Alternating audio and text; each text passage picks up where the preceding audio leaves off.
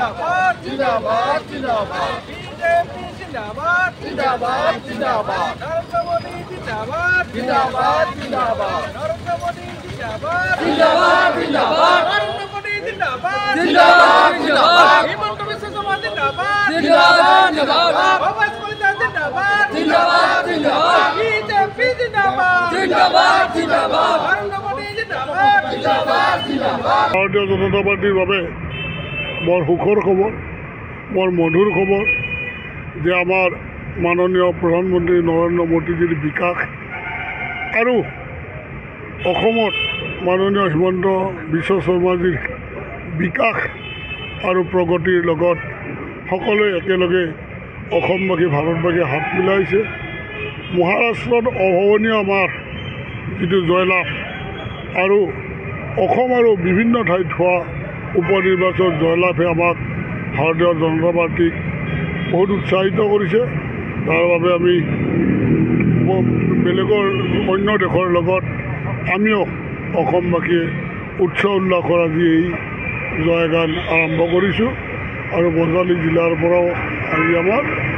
এই দিৱসটো আৰম্ভ কৰিছোঁ সামগ্ৰীত আচলতে ৰকিবুল হুছেইনৰ অন্ত কৰা বুলি কৈছে কি খবৰ শ্লোগান দিয়া সামগ্ৰীত আচলতে আপোনালোকে জানে যে ৰকিবুল হুছেইনৰ ২৪ বছৰীয়া ইতিহাস দেউতাকৰ দিনৰ পৰা নুৰুল হুছেইনৰ পৰা তেওঁ ৱাৰী সূত্ৰে পাইছিল ৰকিবুল হুছেইনে ৪বাৰ আচৰিত কথা যে তাত সোমাব দিয়া নাছিল কিছুমান তাৰ জি পি আছিল কিছুমান জে পি চি সমষ্টি আছিল শিঙিমাৰি বুলি এটা সোমাব দিয়া নাছিল গুণ্ডাগিৰি আৰু সেই গুণ্ডাগিৰিক এইবাৰ নাশ কৰি ভাৰতীয় জনতা পাৰ্টীয়ে তাতে জয়ধ্বজা উৰুৱাইছে তাৰ বাবে আমি আটাইয়ে সুখী আৰু ভাৰতীয় জনতা পাৰ্টীৰ এই জয়গান বিয়পাই থাকিব আৰু ২৬ৰ এইটো এটা আমাৰ প্ৰতিশ্ৰুতি বজালী জিলাৰ তৰফৰ পৰা বিজয় উৎসৱ পালন কৰা হ'ল আমাৰ লগত মাননীয় বিধায়ক ফণীধৰ তালুকদাৰো উপস্থিত আছিলে আৰু পাৰ্টীৰ আমাৰ যি দলৰ কাৰ্যকৰ্তাৰ মাজত বিজয় উল্লেখ কৰা দেখা গৈছে আমাৰ অসমৰ যিবাৰ যি উপ নিৰ্বাচন হ'ল তাত ৫টা সমষ্টিৰ ৫টাতে আমাৰ বিজেপি আৰু মিত্ৰজোঁটে জয়লাভ কৰিলে আৰু আমি ৫টা সমষ্টিৰ আমি ভোটাৰ ৰাইজক জাতি ধৰ্ম বৰ্ণ নিৰ্বিশেষে সকলোকে আমি ধন্যবাদ জ্ঞাপন কৰিছোঁ কৃতজ্ঞতা জ্ঞাপন কৰিছোঁ আৰু এইবাৰ সংখ্যালঘু মানুহে বিশেষকৈ আমাৰ চামগুৰি সমষ্টিত যি ধৰণে ভোট দিলে তাৰ কাৰণে এটা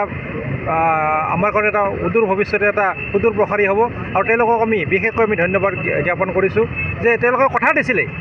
যোৱাবাৰ যেতিয়া আমি নিৰ্বাচনৰ সময়ত প্ৰচাৰৰ সময়ত আমিও গৈছিলোঁ আৰু তাত আমি বিভিন্ন দোকান পোহাৰ সুধিছিলোঁ আৰু তাত বিভিন্ন অনুষ্ঠানে কৈছিলে যে এইবাৰ আমি পৰিৱৰ্তনৰ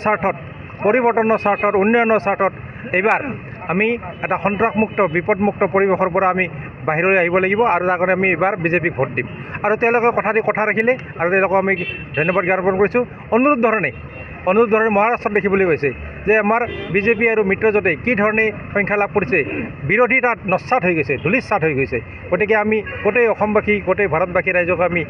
ধন্যবাদ জনাইছোঁ নৰেন্দ্ৰ মোদী ডাঙৰীয়াক ধন্যবাদ জনাইছোঁ ডক্টৰ হিমন্ত বিশ্ব শৰ্মা ডাঙৰীয়াক ধন্যবাদ জনাইছোঁ আমাৰ ভৱেশ কলিতা ডাঙৰীয়াক ধন্যবাদ আৰু কৃতজ্ঞতা জনাইছোঁ যাতে তেওঁলোকে যিধৰণে আমাৰ দলীয় কাৰ্যকৰ্তাসকলে যিধৰণে নিষ্ঠা আৰু আস্থা সহকাৰে কাম কৰি সমৰ্পিত মনোভাৱেৰে কাম কৰিছে গতিকে তেওঁলোকক আমি কৃতজ্ঞতা জনাইছোঁ এটা যদি শ্লোগান হয় এতিয়া শ্লোগান এই সময়ত আৰু যেহেতু আছে দলীয় কথা গতিকে আমি বলো ভাৰত মাতা কি বিজেপি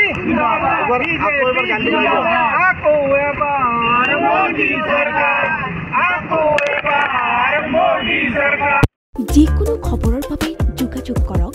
7099017330 অথবা 7099017990 নম্বৰত।